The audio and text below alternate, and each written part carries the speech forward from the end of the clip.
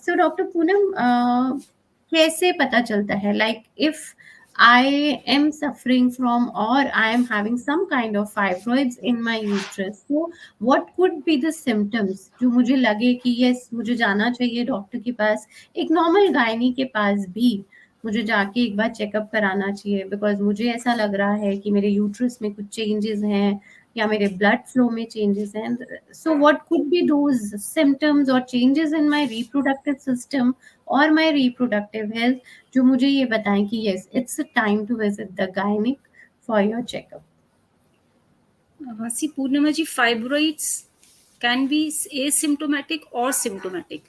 मतलब फाइब्रॉइड्स ऐसे भी हो सकते हैं जो आपको बिल्कुल परेशान ना करे, and a large proportion of the fibroids usually fall in this category. So आपको कोई सिम्टम आए तो हम फाइब्रॉइड सस्पेक्ट करें, उसके लिए mostly what they cause is bleeding disorders, menstrual bleeding disorders. आपको पीरियड्स में हेवी ब्लीडिंग होना, ब्लीडिंग लंबी चलना, प्रोलॉन्ग ब्लीडिंग, मेंसेस के बीच में इंटरमेंस्ट्रुअल ब्लीडिंग होना, पेनफुल ब्लीडिंग होना मेंसेस में, ये आपके कॉमन कंप्लेंट्स होते हैं जो फाइब्रॉइड की तरफ इशारा कर सकते हैं. Then not always it is menstrual complaints. Sometimes fibroids are so large that they produce pressure symptoms. अपने लोकेशन की वजह से वो या तो आपके यूट्रस के आगे ही ब्लैडर होता है, उस पर प्रेशर डालते हैं तो आपको ब्लैडर सिम्टम्स रह सकते हैं. You may have difficulty passing urine और you may have difficulty holding your urine also. Large pressure symptoms may cause pelvic pain. आपको नीचे अपने पेल्विस में बहुत भारीपन महसूस होगा, जैसे कुछ वजन रखा हुआ है. अगर पोस्टीरियर वॉल में पीछे की तरफ यूट्रस के अगर फाइब्रॉइड है तो it causes pressure on the back, so you may have motion related symptoms और इवन लो बैक एक. ये तो हुए आपके symptoms due to the fibroid per. Sometimes you may have no symptoms but you come to a doctor for your inability to conceive over a period of time. So few fibroids may definitely interfere with fertility also. So if you have not been able to conceive and you go for a workup for your fertility and you are diagnosed with a fibroid, definitely you will approach your doctor for further workup. Right. So Dr.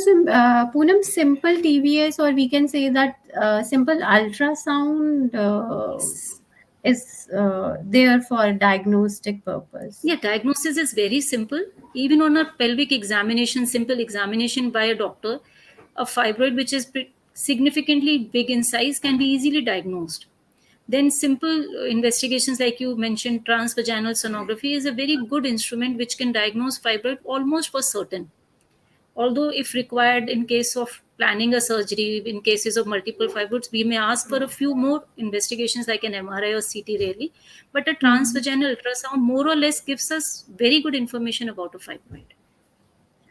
And what could be the reasons? Because at times people say कि कुछ hormonal issues हुए तो fibroids आ गए, या कुछ महीनों से for the past few months there are some irregularities in my periods, तो डिटेक्ट हुआ तो पता चला कि फाइब्रॉइड्स हैं. तो डॉक्टर पूनम, सच में ऐसा है कि ये इन चीज़ों से हमें पता चलता है कि हाँ कुछ इश्यूज हैं, फाइब्रॉइड्स ही हैं? फाइब्रॉइड्स ही हैं तो अपन इन्वेस्टिगेशन पे ही कंफर्म कर पाते हैं, but yes, menstrual irregularities are common complaints which bring a female to the gynaecologist, and definitely for once they think hormones disturb हो रहे हैं मेरे इस वजह से है. एंड एक इम्पॉर्टेंट चीज बताना चाहेंगे कि फाइब्रॉइड्स लेटर एज की ही डिजीज है. बहुत रेयरली आपको किसी यंग गर्ल में जो मेंस्ट्रुएशन ही स्टार्ट नहीं हुआ उससे पहले कभी फाइब्रॉइड मिले आपको. This is disease of the menstruating females only. So menstrual disturbances की एज जो होती है वही फाइब्रॉइड्स की भी एज होती है. विद एडवांसिंग एज आपके मेंस्ट्रुअल डिस्टर्बेंसेस के चांसेस बढ़ते हैं और उसी एज में फाइब्रॉइड्स के भी इंसिडेंसेस ज़्यादा हो जाते हैं. तो menstrual disturbances of all types, heavy bleeding, intermenstrual bleeding, prolong bleeding, painful bleeding, ये सब सिम्टम्स आपको फाइब्रॉइड की वजह से भी मिल सकते हैं. सो डेफिनेटली हाँ, इन सिम्टम्स में आपको फाइब्रॉइड सस्पेक्ट करना होता है. Confirmation definitely only after examination and investigation. Right. So we can say that viewers, if you have some, if you have noticing some kind of irregularities in your periods, या आपको लगता है कि कहीं कुछ ऐसे पेन्स हैं जो आपको पहले नहीं थे, the all pinpoints regarding the pain, as Dr. Poonam just mentioned. So please do visit your gynec. It's just a kind of routine checkup. Don't hesitate. Don't delay the thing. Because